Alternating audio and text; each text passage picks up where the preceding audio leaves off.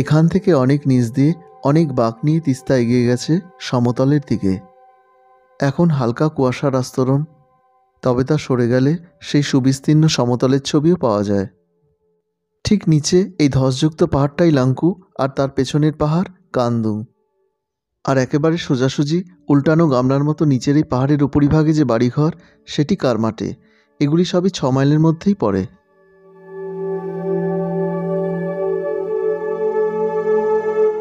নিচের এই পাহাড়ি অংশের পাথরখণ্ডগুলোর সমষ্টিগত আকৃতি অনেকটা রবীন্দ্রনাথ ঠাকুরের মুখের আদলের মতো, তাই এটি টেগোর রক নামে পরিচিত।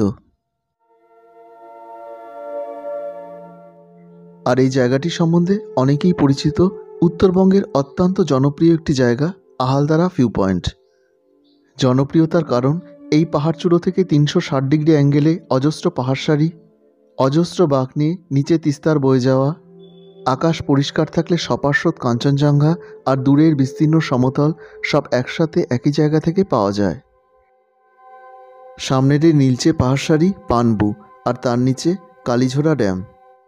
জানুয়ারি প্রথম সপ্তাহে আমার 2 রাত 3 দিনের ঠিকানা ছিল শিটংয়ের আয়ান্স হোমস্টেতে। সেখান থেকে দ্বিতীয় দিন রিকেশ ভাইকে সঙ্গী করে তার গাড়িতে শিটংয়ের দেখা না দেখা জায়গাগুলো দেখতে বেরিয়ে পড়েছিলাম।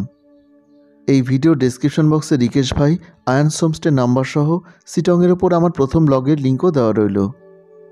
শিলিগুড়ি থেকে শিটংয়ের আহালদারা ভিউ পয়েন্ট সহ অন্যান্য জায়গাগুলোর দূরত্ব 50 থেকে 55 কিলোমিটারের মধ্যে। तो अभी हम लोग आहालदारा पे खड़े हैं और ये है हम लोग का शिटोंग 3 में पड़ता है यार। हम लोग का शिटोंग में सबसे ऊंचा व्यू पॉइंट है जो कि 360 बोला जाता है।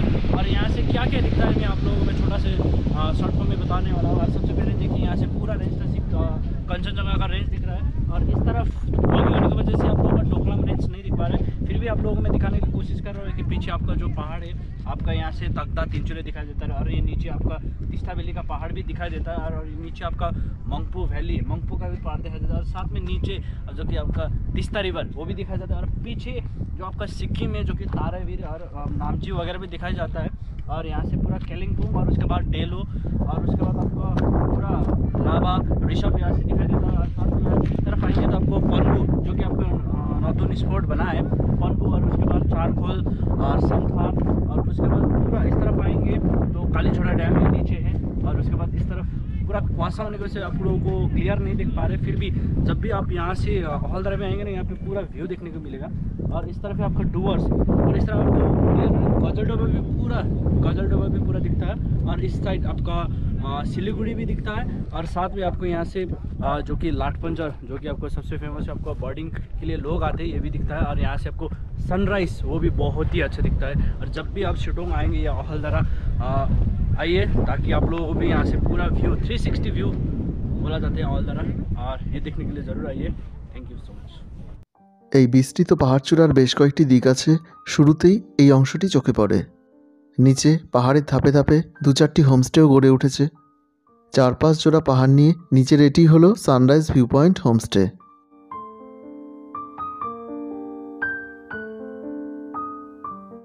আহালদারা ভিউ পয়েন্ট পৌঁছানোর মুখেই বাঁদিকে পড়ে এই আহালদারা ভিউ পয়েন্ট হোমস্টে। এখানকার সবচেয়ে পুরনো হোমস্টে। আজ থেকে বেশ কয়েক বছর আগে এখানে যখন প্রথম আসি তখন এই হোমস্টেটি একমাত্র ছিল। এখন অনেক কিছু যুক্ত হয়েছে, এই খাবার জায়গাগুলি তার মধ্যেই পড়ে। এখন এখানে পাহাড় দেখার সাথে সাথে আহারেরও অনেক অপশনস আছে।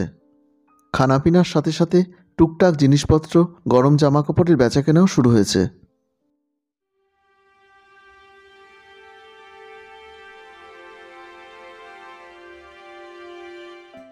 আহালদারা ভিউ পয়েন্ট পৌঁছানোর একটু আগেই পাহাড়ের বিস্তৃত ঢাল জুড়ে কিউই ফলের চাষ হচ্ছে।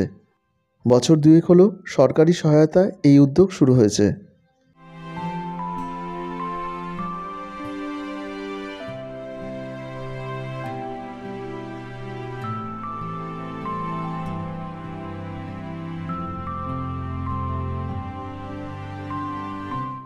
এই গাছগুলিতে যে ফলগুলি হয় তার নাম বি।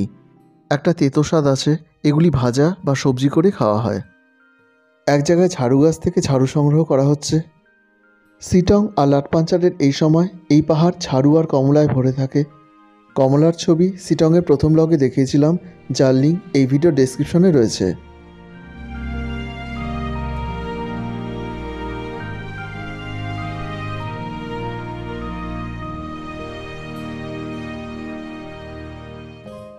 নিচে পাইনে ঘেরা এই ঘাসে ঢাকা শুকনো উপত্যকায় নামথিং পোকরি লেক।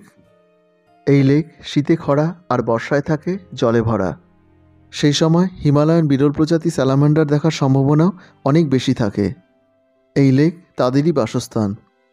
তবে এদের সংরক্ষণের জন্য এই লেক ব্যারিকেডেড থাকে। বছর দুয়েক হলো এই লেকের শুরুতেই সুবিশাল এই হনুমানজির মূর্তি তৈরি হয়েছে। চারপাশ অজস্র প্রার্থনা পতাকায় মোড়া। নিচে এই পাথরখণ্ডগুলো দেবতারূপে পূজিত হয়। এর ভেতর দিয়ে এক সুড়ঙ্গ পথও রয়েছে। এই লেকে শীতের এই সময়টা প্রায় 4 থেকে 5 রকমের ঘাস দেখা যায়, যার আকর্ষণে নানা রকম কীটপতঙ্গ চলে আসে, যেগুলি এই স্যালামান্ডার তার খাদ্য হিসাবে ব্যবহার করে। এর অবস্থান লাটপাঞ্চারের সেলফু খাসমহলে, যেটি কার্শিয়াং ব্লকের অন্তর্ভুক্ত। এর পাশ ঘেঁষে ঘন পাইন বনে ঢাকা এক সরু চড়াই পথ পাহাড়ের উপরে উঠে গেছে। সেই পথে যেতে যেতে পাইন আর প্রার্থনা পতাকার মধ্যে দিয়ে নিচে নামথিং পোকরিকে দেখা যায়। পোকরি কথাটি এসছে পোখার থেকে, যার অর্থ হ্রদ বা লেক।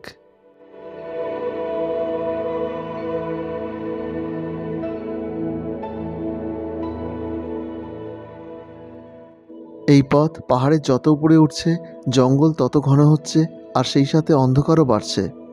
মাঝে মাঝেই গাছের ফাঁক ফোকর গলে এক চিলতে রোদ এসে ছুঁয়ে যাচ্ছে।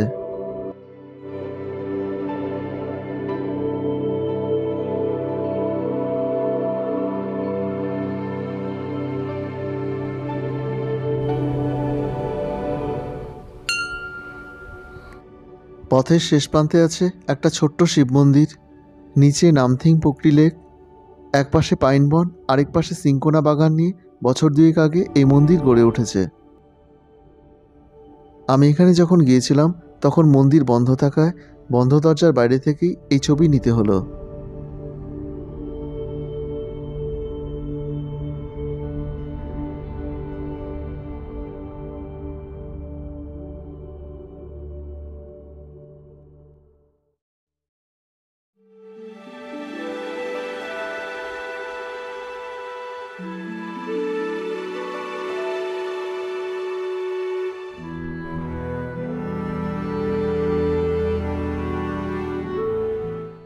মন্দির দর্শন করে আবার এই পথ ধরেই নেমে চলেছি নামথিং পোকরির দিকে। বাদিকটা জুড়ে শুধুই সিঙ্কোনা প্ল্যান্টেশন। এটা নতুন করে বলে দেওয়ার অপেক্ষা রাখে না যে সিঙ্কোনা গাছের ছাল থেকে ম্যালেরিয়ার ওষুধ কুইনাইন তৈরি হয়। আর সিটং মংপুর পাহাড়ে এরকম বেশ কয়েকটি সিঙ্কোনা প্ল্যান্টেশন রয়েছে।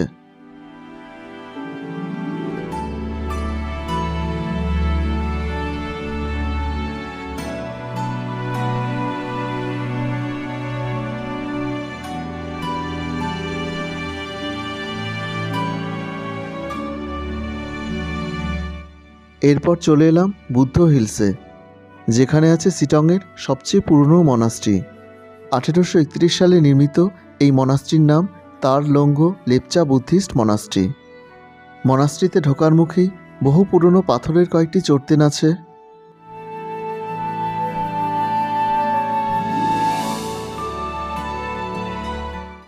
শীতের শেষ দুপুরে সোনালি রোদ গায়ে মেখে এই গুম্ফা দর্শন করতে এলাম।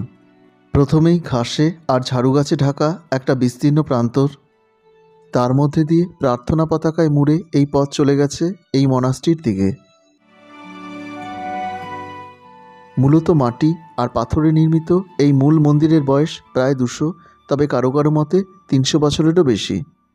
বাইরেটা কিছুটা সংস্কার হলেও ভেতরের ছবি তেমন একটা পরিবর্তন হয়নি। মন্দিরের বাইরের কক্ষে পা দেওয়ার সাথে সাথেই একটা প্রাচীন সময় পৌঁছে গেলাম। এই সিঁড়ি ধরে আধো অন্ধকারে থাকা শীতল আর শান্ত মনাস্ট্রির মূল কক্ষে চলে এলাম।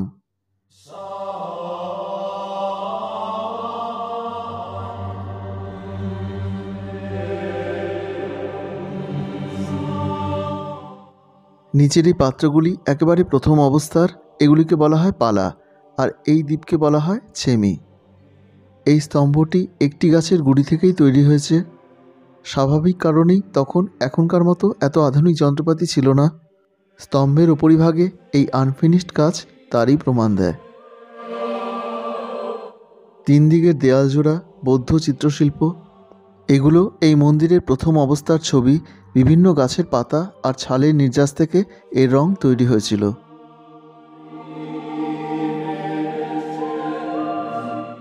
একপাশে একটা কাচের আলমারির মধ্যে সেই সময়ের পুরনো পুঁথি রাখা আছে, তবে সবগুলোই কাপড়ে মোড়া।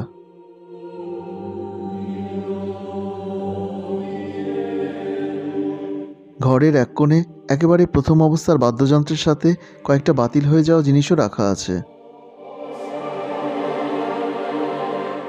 এই ঘরে প্রবেশের দুটি দরজা, একটি বাঁদিকের আর একটি সামনের। এই মন্দিরের মূল কক্ষের চারপাশ ঘিরে আছে এই খোলা লম্বা বারান্দা। পেছন দিকটা গেলে কাঠের বহু পুরনো কিছু সাবেকি ধাঁচের পাহাড়ি ঘর দেখা যায়।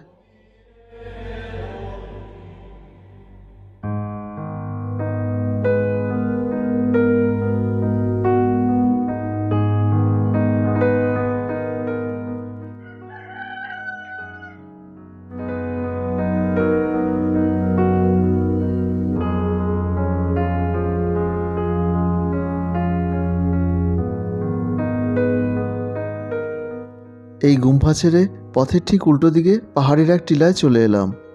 সেখানে এখন তৈরি হয়েছে আই লাভ শিটং, শিটংয়ের আরেকটি নতুন সংযুক্তিকরণ। এটা এক অর্থে একটা ভিউ পয়েন্ট। এখান থেকে আকাশ পরিষ্কার থাকলে সপার্শ্বত কাঞ্চনজঙ্ঘা আর চারপাশের সারি সারি পাহাড়ের ছবি এক কথায় বাকরুদ্ধ করে দেওয়ার মতো।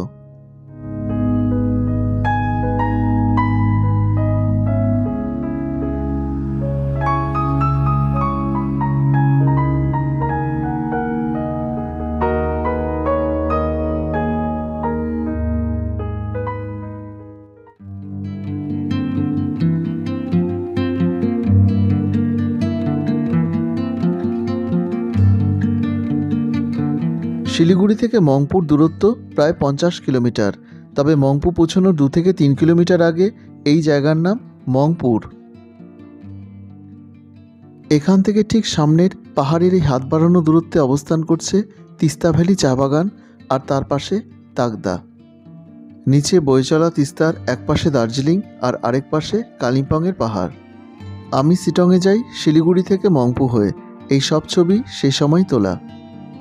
নিচের এই পথের এ পাশটায় পাহাড়ের ওপরে অবস্থান করছে একটা সিঙ্কোনা বাগান, মংপু বিখ্যাত সিঙ্কোনা প্ল্যান্টেশন আর রবীন্দ্র ভবনের জন্য। সিঙ্কোনার সাথে শুরুতেই সাক্ষাৎ হয়ে গেল। রিকেশকে সঙ্গী করে এই বাগানের আনাচে কানাচে ঘুরলাম।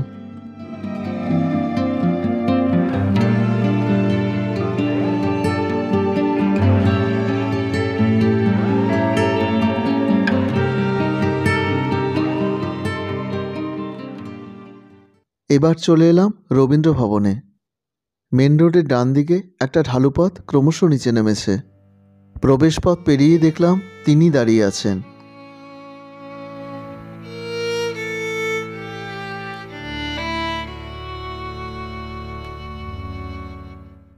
সিঙ্কোনা বিশারদ ডক্টর মনমোহন সেনের স্ত্রী ছিলেন বিখ্যাত কবি ও ঔপন্যাসিক মৈত্রী দেবী। রবীন্দ্রনাথ তার স্নেহধন্যা মৈত্রী দেবীর আমন্ত্রণে এখানে মোট 4 বার এসেছিলেন, থেকেছিলেন এবং লিখেছিলেন জন্মদিন, শেষ কথা, নবজাতক, সানাই, আকাশপ্রদীপ, ক্যামেলিয়া ইত্যাদি। এ বাড়ির মূল কাঠামোকে রেখে বছর 2 আগে সংস্কার হয়েছে। প্রথমেই একটা প্রশস্ত লম্বা বারান্দা। এখন এ বাড়িতে শুধু পুরনো ফার্নিচারগুলোই রয়েছে, চিঠিপত্র, ছবি ইত্যাদি যাবতীয় সব রেপ্লিকা করেই রাখা আছে। এটা ছিল ওনার শয়নকক্ষ। এখানে বসে উনি ছবি আঁকতেন আর লেখালেখি করতেন। একপাশে এই ছবিঘর, তবে আসল ছবিগুলি নেই, রেপ্লিকা করে রাখা আছে। একই কথা বলা যায় এই কাচের শোকেসের ভেতরে ওনার লেখা বা ওনাকে লেখা বিভিন্ন চিঠিপত্রের ক্ষেত্রেও। আজ থেকে বছর 15 আগে যখন প্রথম এখানে আসি তখন আমি আসলটাই দেখেছিলাম।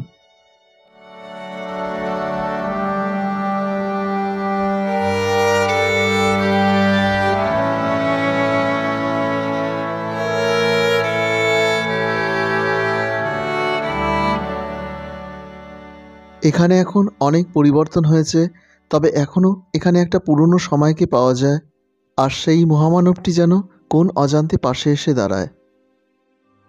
এ বাড়ির বাইরেই আছে একটা প্রশস্ত লন, আর সেখানে দাঁড়ালেই হাত ছোঁয়া দূরত্বে দেখা যায় তাগদা আর তিনচুলের পাহাড়। এটা ভেবেই শিহরণ লাগে যে এই পাহাড় একসময় তিনিও দেখতেন।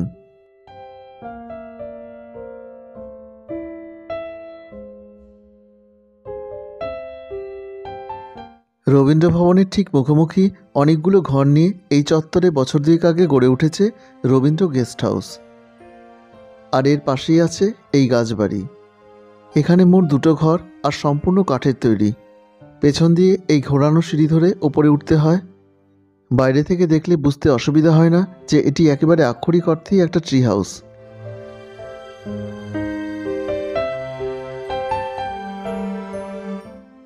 এই বাড়িগুলোর কোনোটা সিঙ্কোনা ফ্যাক্টরির কোয়ার্টার, কোনোটা অফিস।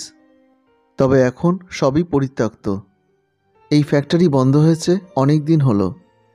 ফ্যাক্টরির দেয়ালে চত্বরে এখন শুধুই আগাছা আর ঝোপঝাড়। একটা ঐতিহ্য, একটা ফেলে আসা সময় ধীরে ধীরে তাতে ঢেকে যাচ্ছে।